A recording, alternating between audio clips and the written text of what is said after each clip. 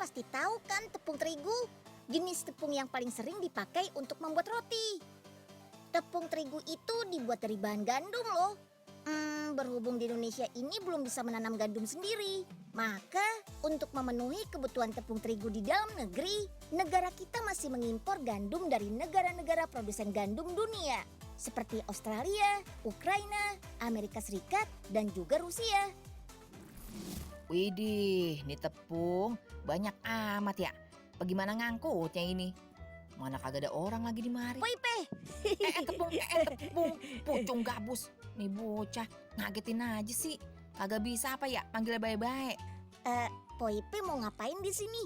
Empo lagi nyari tepung nih Nyil, buat bikin kue pesanan ibu-ibu pengajian loh. Oh, Mereka kagak mau pakai tepung yang biasa, mintanya pakai terigu yang premium, yang ada vitaminnya gitu Nyil. Lah, emang beneran ada ya? iya bener tuh Po. Memang di sini nih pabrik pertama di dunia yang bikin terigu pakai vitamin. Lah, bagaimana ceritanya tuh terigu bisa ada vitaminnya?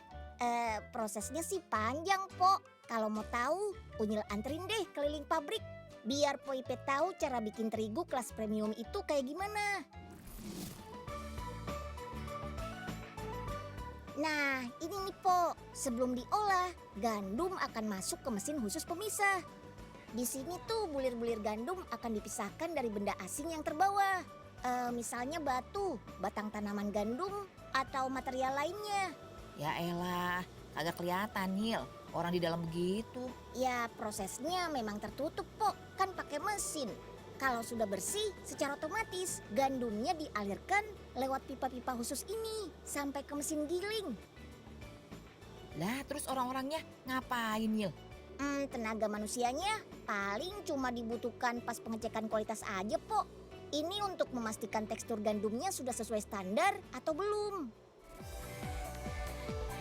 Nah, kalau yang ini mesin goyang nih Po. Widih, tarik Mang. Perasaan kagak ada musik dangdutnya ya Nyil? Ngapa dia joget ya? Mesin ini bukan lagi joget dangdut Po, tapi lagi ngayak tepung gandum biar dapat tekstur tepung yang benar-benar halus. Oh iya, selain jago goyang, mesin ini bisa mengayak tepung terigu dalam jumlah yang besar Po. Bayangkan saja, dalam sehari bisa mengayak tepung sampai 2010 ton.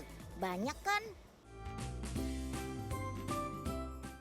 Oke, sekarang kita masuk ke ruang campur atau mixing nih. Di sini tepung akan diberi bahan tambahan berupa vitamin, yaitu ada vitamin A, B3, dan D3. Cakep banget dah, pakai dikasih vitamin segala ya.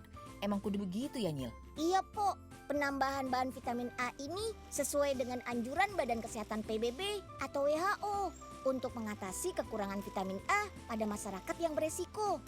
Poipe tahu kan vitamin A itu buat apa? Buat mata Nyil, biar kagak siwer. Biar sehat gitu maksudnya. Nah, kalau vitamin B3 itu bagus untuk sumber energi dan pembentukan jaringan di dalam tubuh. Sedangkan vitamin D3 membantu penyerapan kalsium untuk pembentukan tulang yang kuat, Po. Mantap kan? Oh iya, sebelum dipasarkan, tepung terigu ini harus melalui seleksi akhir dulu nih, atau dikenal dengan istilah quality control. Lah, udah kayak mau masuk pegawai negeri aja Nyil, pakai seleksi segala. Iya Po, biar kualitasnya tetap terjaga. Dalam pemeriksaan akhir ini ada beberapa tes yang dilakukan. Mulai dari mengukur tingkat kelembutan teksturnya, kandungan proteinnya, kadar air, sampai aktivitas enzimnya. Cobain yang mana dulu ya? Tua gap. Ayo! Usro lagi ngapain nih? Si Unyil ngagetin aja. Usro lagi bingung nih mau nyobain roti yang mana. Kayaknya enak semua. Ih, Usro, apaan sih? Malu-maluin aja. Ini kan roti buat percobaan, Sro. Bukan buat suguhan. Hah? Ntar sakit perut loh. Masa sih Nyil? Ye, dibilangin malah ngeyel. Kalau mau roti yang enak, ikut Unyil aja yuk. Jangan makan yang ini, Sro. Nah, ini dia pabrik rotinya, Sro. Yah, ini sih roti tawar Nyil. Apa enaknya? Ya, ini memang roti tawar, Sro. Tapi beda dari yang biasanya. Karena roti ini lebih lembut dan ada bulir gandumnya. Masa sih, Nyil? Usro nggak percaya nih. Nanti cobain sendiri aja deh. Sekarang kita lihat dulu yuk pembuatan roti tawar gandum yang super lembut ini. Ayo. Dalam sehari itu pabrik roti ini bisa menghabiskan tepung terigu sampai 9 ton. Setelah tercampur, adonan akan disimpan sementara dalam ruang fermentasi ini. Tuh, lihat aja. Karena kita mau buat roti tawar gandum, jadi adonan pertama akan dicampur dengan tambahan tepung gandum. Jadi ini bedanya sama roti tawar biasa, Nyil. Ini salah satunya, Sro. Nanti masih ada lagi nih proses lainnya yang membuat roti tawar ini beda. Nah, sekarang adonan roti gandumnya dimasukkan ke dalam mesin pemisah adonan ini nih. Nggak boleh ada yang tersisa. Wih, keluarnya langsung jadi kecil-kecil, Nyil. Ukurannya sama lagi.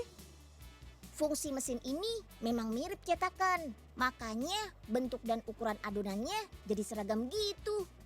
Nah, sekarang adonannya sudah berubah bentuk jadi lembaran nih, Sro. Ini untuk membuang sisa udara yang ada di bagian dalam adonan. Soalnya kalau masih ada udaranya, nanti jadi kopong deh rotinya. Habis itu digulung lagi dan disusun dalam loyang-loyang ini. Asyik. Udah waktunya di oven ya, Nyil. Aduh, masih belum nih, Sro. Sabar dulu ya.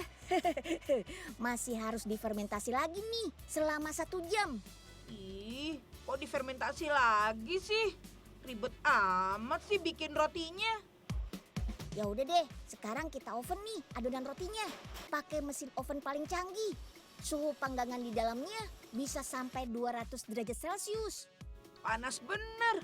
Sampai 2 kalinya air mendidih nih. Berarti bisa cepet dong matengnya nanti. Dengan mesin ini sih butuh waktu 30 menit aja sih, Sro. Setelah itu roti tawar gandum akan langsung keluar secara otomatis. Kayak gini nih hasilnya. Aromanya menggoda, Nyil. Nyobain satu ya, Nyil. Ntar dulu, Sro. Rotinya masih panas tuh. Belum bisa dimakan nih. Biarkan sampai dingin dulu di menara pendingin ini. Wah, tinggi juga ya, Nyil. Isinya roti semua lagi. Udah kayak di surganya roti nih. Asyik. Proses pendinginan ini berlangsung selama 100 menit, Sro. Rotinya akan terus muter-muter kayak gitu tuh sampai benar-benar dingin. Nah, roti tawar gandumnya sudah siap dikemas nih. Sama seperti roti tawar umumnya, roti ini harus dipotong-potong dulu. Jadi 8 lembar potongan untuk tiap kemasan. Dengan mesin otomatis ini, proses pengemasan jadi lebih cepat dan rapi hasilnya. Tuh, canggih banget kan? Dalam sejam mesin ini sanggup mengemas hingga 3.000 kemasan roti, Sro. Jadi, Usra boleh ambil yang mana nih, Nyil? Laper, dari tadi cuma bisa liatin doang. Iya deh, roti gandum lembut ini kalau dimakan langsung udah enak kok rasanya. Cocok buat sarapan pagi. Tapi kalau mau yang lebih enak sih bisa dibikin olahan kayak gini nih, Sro.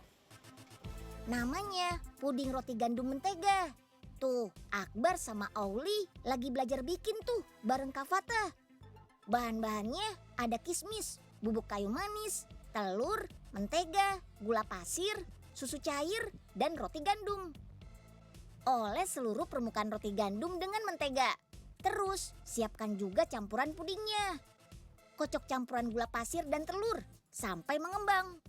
Tuang susu cair dan bubuk kayu manisnya. Oke deh, sekarang tuang campuran puding ke dalam cetakan bersama roti gandumnya. Jangan lupa tabur kismis di atasnya. Sip, tinggal di oven deh. Tunggu sampai 1 jam dengan suhu oven 150 derajat Celcius. Wah, puding rotinya sudah matang nih.